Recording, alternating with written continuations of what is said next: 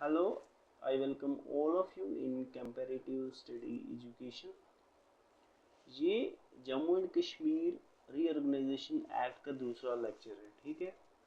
तो हमने पहली वीडियो में इसका पहला लेक्चर पढ़ा था और जो हिस्ट्री और बैकग्राउंड है इसका, क्यों सेंट्रल गवर्नमेंट ने कौन से रीज़न दिए, क्यों आर्टिकल 370 को रिवोक किया था और कौन कौन से लॉ रिपील हुए, कौन कौन से कितने लॉ सेंट्रल गवर्नमेंट के जो यहाँ पे पहले था 370 की वजह से नहीं इम्प्लीमेंट होते थे, कितने लॉ इम्प्लीमेंट हुए और कौन कौन से लॉ को अमेंड किया या कितने लॉ अमेंड हुए। उसके बाद हमने पढ़ा कि इसको राज्यसभा में कब पास किया गया, किसने लाया था, और लोकसभा में कब पास किया गया, किसने लाया था। उसके बाद हमने पढ़ा कि प्रेसिडेंट ने इसको असेंट कब दिया था और तब प्रेसिडेंट कौन थे। तो ये जो है ये पूरा हमने पिछली वीडियो में पढ़ चुके हैं हम।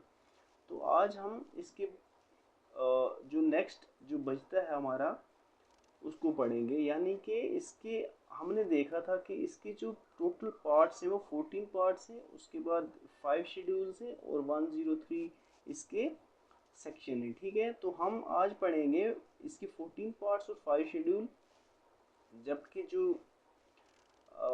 इसके सेक्शन है वो हम नेक्स्ट वीडियोस में कवर करने वाले हैं, ठीक है। तो आज हम सिर्फ किसके बारे में पढ़ेंगे, इसके पार्ट्स के बारे में और शेड्यूल्स के बारे में। तो चलें देखते हैं हम। तो पहला part Jammu and Kashmir reorganisation act 2019 का डील करता है किसके साथ, प्रीलिमिनरी के साथ। तो ये क्या कहता है प्रीलिमिनरी में, covers the short title of the act in definitions of key terms like appointed day, existing state, union territory। appointed day means implementation day, ठीक है, that is 31st of October 2019, जिस दिन ये जो रीऑर्गेनाइजेशन एक्ट है ये implement हुआ, ठीक है। The Jammu and Kashmir reorganisation act 2019 ये कब इम्प्लीमेंट हुआ, 31st ऑफ अक्टूबर 2019 को। तो इसमें तीन चीज़ें क्या देखने वाली हैं, एक तो अपॉइंटेड डे। अपॉइंटेड डे जैसे मैंने आपको कहा कि appointed day means implementation day, that is 31st of October 2019। Existing state, existing state mean the state before the implementation of Jammu and Kashmir Reorganization Act, that means before the implementation of this act। तो वो date कौन सी थी, 31st of October 2019 से पहले जो state थी उसको हम क्या बोलेंगे, existing state, that is erstwhile state of Jammu and Kashmir. उसके बाद 31st ऑफ अक्टूबर 2019 के बाद क्या हो जाता है, ये जो एक्ट है ये इम्प्लीमेंट हो जाता है और ये क्या कर देता है, हमारी erstwhile state of Jammu and Kashmir को दो यूनियन टेरिटरीज में डिवाइड कर देते हैं, that is Jammu and Kashmir and Ladakh. तो ये पार्ट नंबर फर्स्ट ये तो आपको समझ आ ही गया होगा। चले हम नेक्स्ट पार्ट पे चलते हैं। तो हमारा सेकंड पार्ट किसके साथ डील करता है, reorganisation of the state of Jammu and Kashmir. Jammu and Kashmir जो स्टेट थी उसको क्या किया गया, रीऑर्गेनाइज किया गया। तो क्या कहता है आगे, deals with the formation of union territory of Ladakh without legislature. Second, union territory of Jammu and Kashmir with legislature. That mean कि हमारा जो स्टेट था पहले उसको दो यूनियन टेरिटरी में डिवाइड किया गया। पहली यूनियन टेरिटरी कौन सी थी, लद्दाख, और विदाउट लेजिस्लेचर, दैट मीन वहाँ पे लेजिस्लेटिव असेंबली काम नहीं करेगी। और नेक्स्ट जो हमारी यूटी है यानी कि जम्मू एंड कश्मीर, इसमें लेजिस्लेचर काम करेगा, ठीक है। दैट मीन्स कि यहाँ पे असेंबली होगी। अब पार्ट नंबर थ्री किसके साथ डील करता है, representation in the legislatures. That means कि जम्मू एंड कश्मीर यूटी के कितनी लेजिस्लेचर रिप्रेजेंट होंगे और लद्दाख यूटी के कितने होंगे लोकसभा में और राज्यसभा में। पहले हम काउंसिल ऑफ स्टेट्स की बात करते हैं। Council of states means Rajya Sabha. Rajya Sabha का एक और नाम क्या है? अपर हाउस, ठीक है। उसके बाद हाउस ऑफ पीपल, इसको कहते हैं लोकसभा, इसका दूसरा नाम क्या है? लोअर हाउस, ठीक। देखो जो erstwhile state of Jammu and Kashmir थी उसमें राज्यसभा के कितने मेंबर हुआ करते थे? 4, ठीक। तो ये जो एक्ट है इसके इम्प्लीमेंट होने के बाद भी ये जो 4 सीटें थी ये किसको चली गई? जे.एंड.के को। किसको चली गई? जे.एंड.के को। यानी राज्यसभा में जे.एंड.के की रिप्रेजेंटेशन कितनी है? 4 मेंबर्स। और राज्यसभा में लद्दाख की कितनी है? 0। यानी कि राज्यसभा में लद्दाख की कोई भी रिप्रेजेंटेशन नहीं है। और जम्मू कश्मीर की कितनी? 4। पहले भी कितनी हुआ करती थी? 4 ही हुआ करती थी। और 4 ही किसके हिस्से में आई? जम्मू एंड कश्मीर के हिस्से में आई। That mean Jammu and Kashmir UT के हिस्से में आई और लद्दाख के हिस्से में कुछ भी नहीं गया। उसके बाद हम बात करते हैं हाउस ऑफ पीपल यानी कि लोकसभा की। तो लोकसभा की 6 सीटें हुआ करती थी। कितनी सीटें हुआ करती थी? 6 सीटें। तो 5 सीटें आई जम्मू कश्मीर को और 1 सीट जो है वो किसको आई? लद्दाख यूटी को, ठीक है। ये 5 सीटें जिनमें पहली आ गई बारामूला, श्रीनगर, उसके बाद अनंतनाग, उसके बाद जम्मू, उधमपुर, ठीक है। और ये जो वाली आ गई लद्दाख में, वहाँ पे एक ही सीट है लद्दाख और करगिल डिस्ट्रिक्ट को। तो उस कॉन्स्टिट्यूंसी का नाम क्या है? लद्दाख। तो अब total representation council of states में 4 रिप्रेजेंटेशन 4 मेंबर जो है राज्यसभा में जाते हैं। और वो कहाँ से जाते हैं? जम्मू कश्मीर से जाते हैं। लद्दाख से वहाँ पे कोई नहीं जाता। जबकि हाउस ऑफ पीपल लोकसभा में कितने जाते हैं? 5। कहाँ से? जम्मू कश्मीर से। और एक कहाँ से जाता है? लद्दाख से, ठीक। चलो आगे चलते हैं। अब पार्ट नंबर 4 जो है ये डील करता है administration of union territory of Ladakh. ये किसके साथ डील करता है? लद्दाख के साथ। आपको पता है वहाँ पे लेजिस्लेचर काम नहीं कर रहा और वहाँ पे लोकसभा में सिर्फ एक ही सीट है और राज्यसभा में तो कुछ भी नहीं है। वहाँ पे एक क्या अपॉइंट होता है? लेफ्टिनेंट गवर्नर, जिसको कौन अपॉइंट करता है? प्रेसिडेंट, ठीक है। दैट मीन जो भी करता धरता है लद्दाख में वो कौन है? वो लेफ्टिनेंट गवर्नर है, जिसको हम एडमिनिस्ट्रेटर भी कहते हैं। और उसको कौन अपॉइंट करता है? प्रेसिडेंट ऑफ इंडिया, ठीक। चलो नेक्स्ट। पार्ट 5 जो है ये डील करता है किसके साथ? डिलिमिटेशन ऑफ कॉन्स्टिट्यूएंसीज, ठीक है। जैसे कि आपको पता भी है कुछ टाइम 1-2 साल पहले यहाँ पे क्या हुआ था? डिलिमिटेशन हुई थी। किसकी? एक तो पार्लियामेंट्री कॉन्स्टिट्यूएंसी की भी हुई थी और उसके बाद असेंबली कॉन्स्टिट्यूएंसी की भी हुई थी यहाँ पे। तो पहले हमारी टोटल सीट्स कितनी होती थी? 107। और उसके बाद कितनी हुई? डिलिमिटेशन के बाद 114 इंक्लूडिंग पीओके और 107 इंक्लूडिंग पीओके। ये 107 बिफोर डिलिमिटेशन और 114 आफ्टर डिलिमिटेशन, ठीक है। लेकिन यहाँ पे इलेक्शन जो होता है वो सिर्फ 90 सीट्स का होता है, ठीक। तो इस डिलिमिटेशन कमीशन में क्या हुआ था? मतलब जब यहाँ पे हुई डिलिमिटेशन लास्ट टाइम असेंबली की, तो जो 6 सीटें थी वो किसको चली गई? जम्मू डिवीज़न को। जबकि 1 सीट किसको आई थी? कश्मीर डिवीज़न को, ठीक है।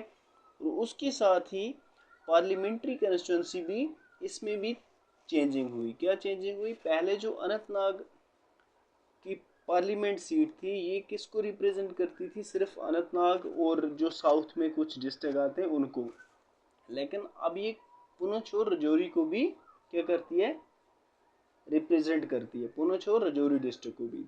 तो क्या हुआ कि पार्लियामेंट्री कॉन्स्टिट्यूंसी में कौन से 2 डिस्ट्रिक्ट ऐड हुए थे? पुंछ और राजौरी। किसके साथ? अनंतनाग कॉन्स्टिट्यूंसी के साथ, ठीक है। चलो आगे चलते हैं। अब ये जो पार्ट है पार्ट नंबर 6 ये डील करता है किसके साथ? शेड्यूल कास्ट और शेड्यूल्ड ट्राइब के साथ, ठीक है, जम्मू एंड कश्मीर में। तो इसमें इतना। उसके बाद जो पार्ट 7 है हमारा, ये किसके साथ डील करता है? Miscellaneous and transactional provisions like addresses, financial account like consolidated fund, contingency fund, audit, borrowing, continuity of governance and authorization of expenditure by president. That means ये किसके साथ डील करते हैं? फाइनेंस के साथ। कौन सा वाला पार्ट? Part number 7। तो आगे चलते हैं। तो अब पार्ट 8 जो है वो किसके साथ डील करता है? हाई कोर्ट के साथ। देखो, जो पहले हाई कोर्ट हुआ करती थी वो जम्मू एंड कश्मीर स्टेट की हुआ करती थी, इसीलिए उसका नाम क्या था? Jammu and Kashmir high court. लेकिन अब जो हाई कोर्ट है इसका नाम भी क्या हुआ? चेंज हुआ, Jammu and Kashmir and Ladakh high court. अब ये जो हाई कोर्ट है ये दोनों यूटीज की हाई कोर्ट है, लद्दाख की भी है और जम्मू एंड कश्मीर की भी है। आपको समझ आ गई? तो जैसे ये कहता है common court for both UTs. अब ये जो कोर्ट है हमारा हाई कोर्ट, ये दोनों यूटीज का है ऑलरेडी, दोनों यूटीज के लिए। अब इसको क्या किया गया है? बनाया गया है। पहले ये किसका हुआ करता था? सिर्फ एक जम्मू एंड कश्मीर स्टेट का हुआ करता था, लेकिन अब ये किसका है? दोनों यूटीज का है। ये जो पार्ट 9 है ये कहता है advocate journal of union territory of Jammu and Kashmir, ठीक है, provides for appointment and function of the advocate general. That mean part 9 जो है ये एडवोकेट जनरल के साथ डील करता है। जो एडवोकेट जनरल कौन होता है? Highest law officer of state या यूनियन टेरिटरी, ठीक है। तो ये पार्ट डील करता है इसकी अपॉइंटमेंट के साथ और इसके फंक्शंस के साथ में। अब पार्ट 10 डील करता है authorisation of expenditure and distribution of revenues, ठीक है, detail authorisation of expenditure and revenue sharing between the UTs. जो भी एसेट्स थे और जो एक्सपेंडिचर था, जो रेवेन्यू था, ये क्या हुआ? शेयर हुआ किसके बीच में? लद्दाख यूटी के बीच में और जम्मू एंड कश्मीर यूटी के बीच में। जो भी एसेट्स थे आधे उनको गए आधे इनको आए, लाइबिलिटीज वगैरह जो भी था, ठीक है ना। एक्सपेंडिचर और रेवेन्यू तो आपको पता ही होगा, अपने इकोनॉमिक्स में पढ़ा होगा। अब पार्ट 11 ये क्या कहता है? Apportionment of assets and liabilities. कहता है covers how assets and liability of the former state are divided between the two UTs. कहता है कि जो एसेट्स एंड लाइबिलिटी है वो किस तरह डिवाइड करने हैं दोनों यूटी के बीच में। ये पार्ट उसके साथ क्या करता है? Deal. Next part number 12, it deals with provisions as to certain corporation and any other matters deal with specific institution like corporations advisory committee special permits income tax etc। that means कि जो हमारा part 12 है ये किसके साथ deal करता है? Corporation के साथ डील करता है, ठीक है। पार्ट 13 जो है ये डील करता है provision as to services. For example services means के गवर्नमेंट सर्विसेज, ठीक है, या वो स्टेट की सर्विसेज हो या सेंट्रल गवर्नमेंट की सर्विसेज। ये पार्ट किसके साथ डील करता है? उसी के साथ। अब हमारा आ गया पार्ट नंबर 14 यानी कि लास्ट पार्ट। ये कहता है legal and miscellaneous provisions. That mean जो भी ऐसे प्रोविजंस जो ऊपर पार्ट्स में नहीं दिए हुए हैं, जो भी मिसलेनियस दैट मीन बच जाते हैं, वो इस पार्ट में आते हैं, ठीक है। तो ये थे हमारे 14 पार्ट्स। इसके बाद हम डिस्कस करने वाले हैं 5 शेड्यूल, ठीक है। चलो चलो अब हम देखते हैं the 5 schedules of Jammu and Kashmir reorganisation act 2019। तो पहला क्या कहता है? Schedule first, members of the council of states Rajya Sabha specifies the allocation of 4 Rajya Sabha seats to the Union Territory of Jammu and Kashmir. No seats are allotted to Ladakh. जैसे मैंने आपको पहले कहा जब मैं आपको पार्ट समझा रहा था कि काउंसिल ऑफ स्टेट्स मीन्स के राज्यसभा यानी कि अपर हाउस और हाउस ऑफ पीपल यानी कि lower house that is Lok Sabha.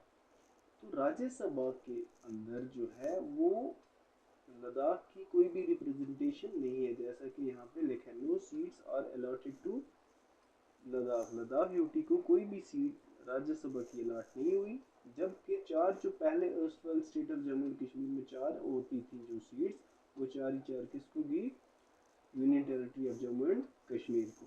ये था शेड्यूल फर्स्ट। अब सेकंड क्या कहता है, पार्लियामेंट्री कंस्टिट्यूएंसीज, ठीक है, दैट इज लोकसभा। तो लोकसभा में टोटल कितनी सीट हुआ करती थी पहले erstwhile state of Jammu and Kashmir में, 6, ठीक है। 6 में से जो 5 है वो कहाँ गई, जेएंडके यूटी को, और एक गई किसको, लद्दाख यूटी को, ठीक है। टोटल मिला के कितनी होगी, 6। ये कहता है sets out the 5 Lok Sabha constituencies under Jammu and Kashmir.